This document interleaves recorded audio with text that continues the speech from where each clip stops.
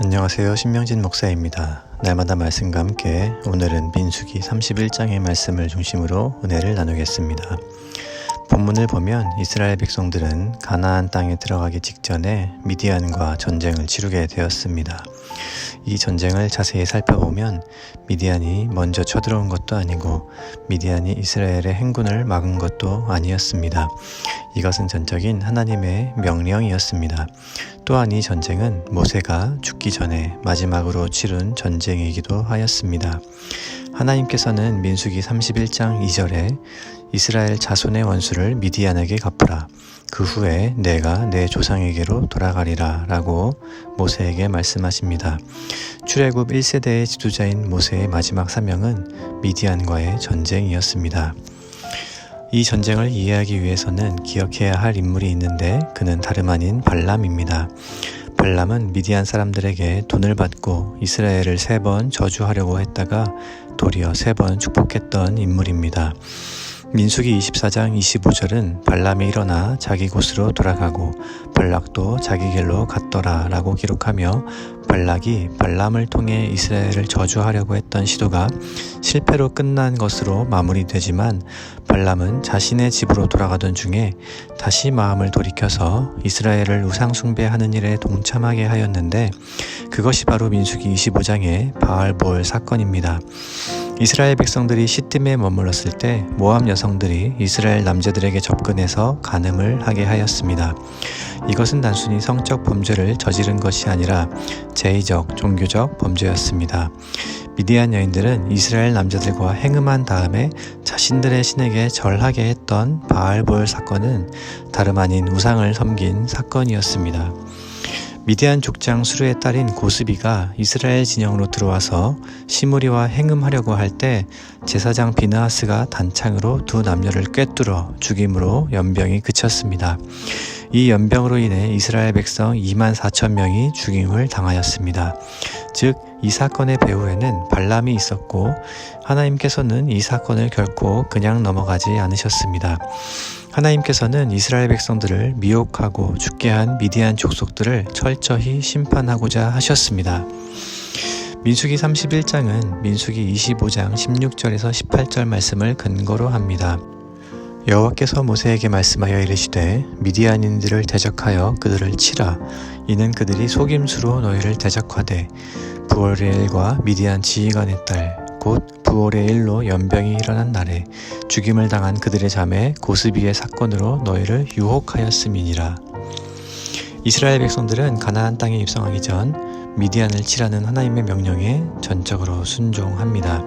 모세는 각 지파에서 1,000명씩 12,000명을 택하여 무장을 시켰고 제사장의 아들 비느하스에게 성소의 기구와 신호나팔을 들려서 전쟁에 함께 내보냅니다. 무장된 군인들만 전쟁에 내보낸 것이 아니라 제사장에게 성소의 기구와 나팔을 들려 함께 내보낸 것은 이 전쟁이 하나님께 속하였다는 것을 상기시키기 위함입니다. 그 결과 전쟁은 이스라엘의 대승이었습니다. 31장은 7절과 8절로 요약할 수 있습니다.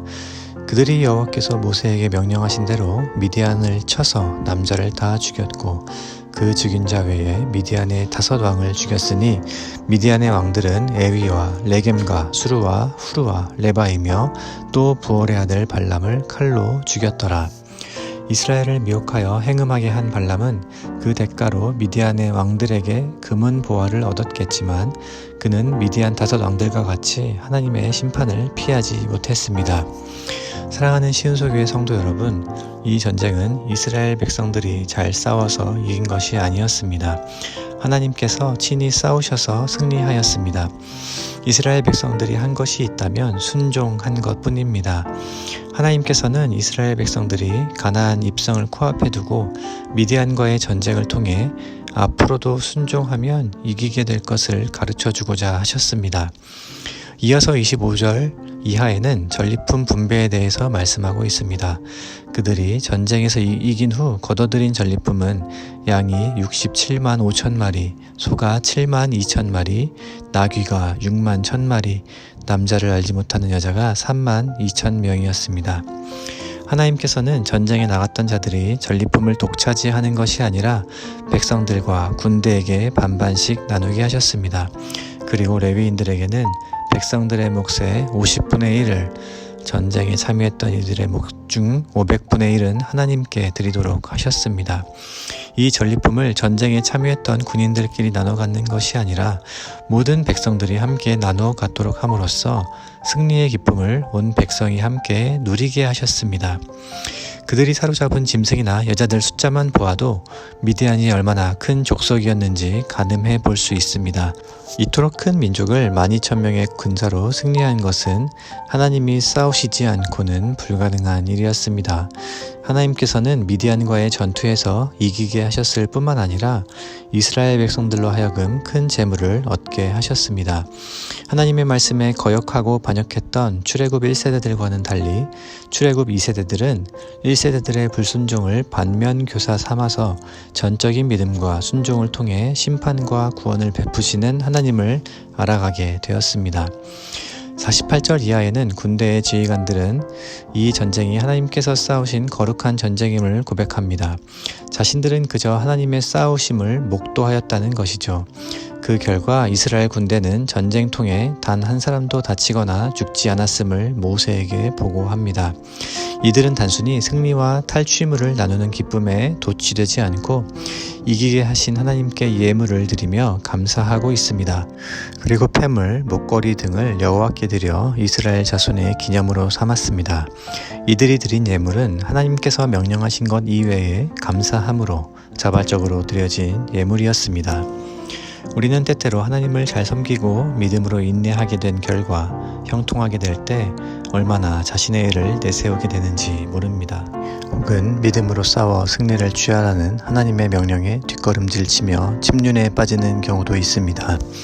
사랑하는 시은속의 성도 여러분, 이스라엘 백성들이 전쟁을 승리케 하신 하나님께 영광을 돌려드리며 감사했던 것과 같이 오늘 우리의 삶 가운데에도 놀라운 구원을 베풀어 주신 하나님을 기뻐하며 살아가시기를 주님의 이름으로 축복합니다.